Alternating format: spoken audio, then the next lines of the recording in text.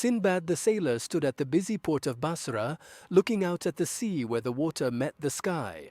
His ship, the Al-Durra, was ready to sail. His crew gathered around, eager for another adventure. Sindbad, known for his bravery and wisdom, had been on many voyages before, but this time, something felt different. "I think something big is going to happen," Sindbad whispered to his first mate, Tariq. Tariq nodded, feeling the same. The ship sailed smoothly into the unknown. Days turned into weeks.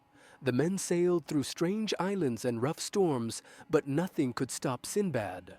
One night, as the stars twinkled in the sky, thick fog appeared out of nowhere. The crew felt nervous, and Sindbad stood at the front of the ship, trying to see what lay ahead. Then the fog cleared, and an unknown island appeared in front of them, covered in tall palm trees. "We've found something new," Sindbad said, his eyes bright. "Prepare to anchor. This could be the start of something special." The ship anchored on the shore of the island, and Sindbad led his crew onto the land. The island was silent, and the air smelled sweet like dates and tamarind. Even though the island was beautiful, Sindbad felt something was wrong. "Stay close," he told his crew. "Be careful." They walked further into the island, the sand soft under their feet. After a while, they found an old man sitting by a spring. His beard was long and white, his clothes were torn, and his eyes looked strange. "Peace be upon you, travelers," the old man said in a weak voice. "I've been waiting for you." Sindbad, always polite, bowed his head. "What brings you here, old man? Why are you alone on this island?"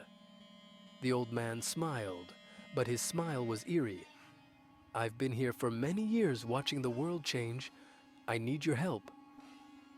The old man's words were strange, but Sindbad felt sorry for him. His eyes were mysterious, and Sindbad wanted to help.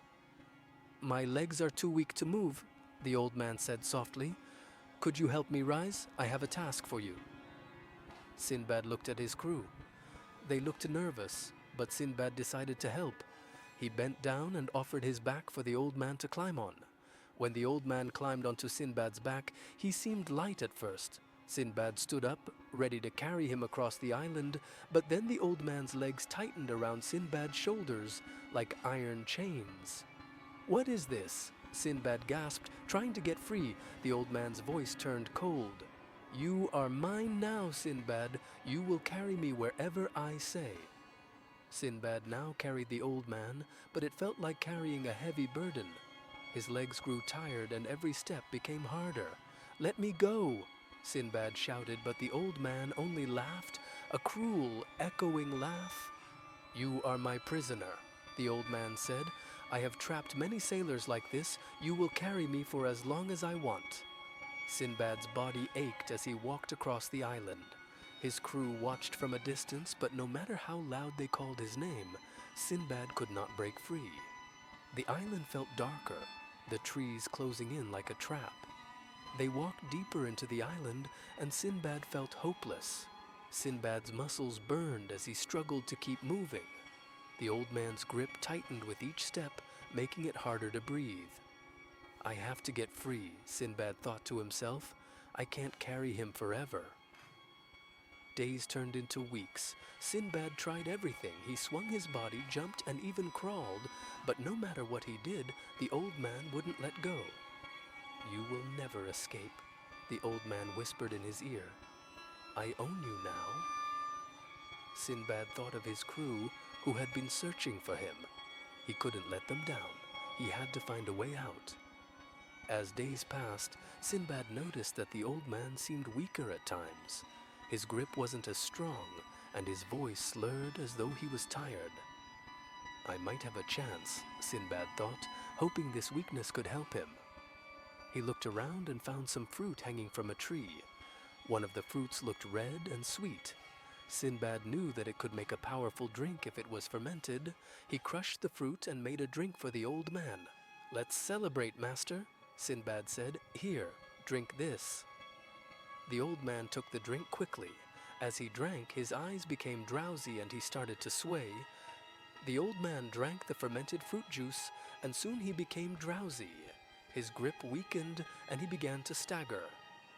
Sindbad saw his chance. With all the strength he had left, Sindbad threw the old man off his back. The old man fell to the ground, laughing drunkenly and unable to hold on. "Now's my chance," Sindbad thought as he quickly ran from the old man. For the first time in weeks, Sindbad was free. He felt light and full of energy, but he knew he had to move quickly. The old man was still dangerous even in his weakened state. Sindbad ran through the island trying to find his way back to the ship. The trees and rocks seemed the same, and it was hard to know where he was. But Sindbad's heart kept him going. He knew he couldn't give up. He had to reach the ship before the old man regained his strength. After what felt like forever, Sindbad finally saw the Aldura anchored on the shore.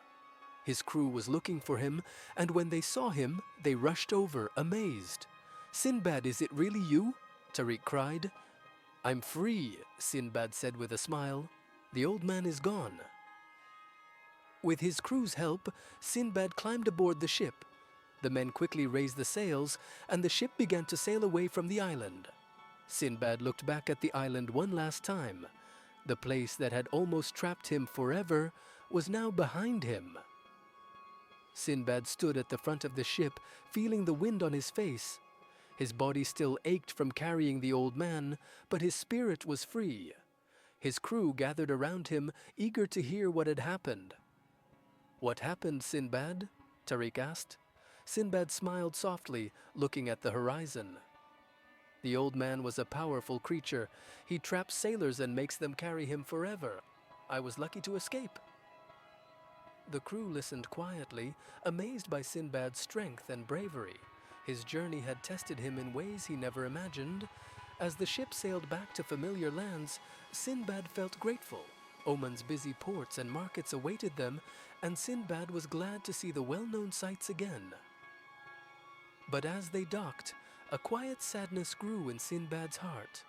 He had seen the dark side of the world, and he knew the sea held many dangers.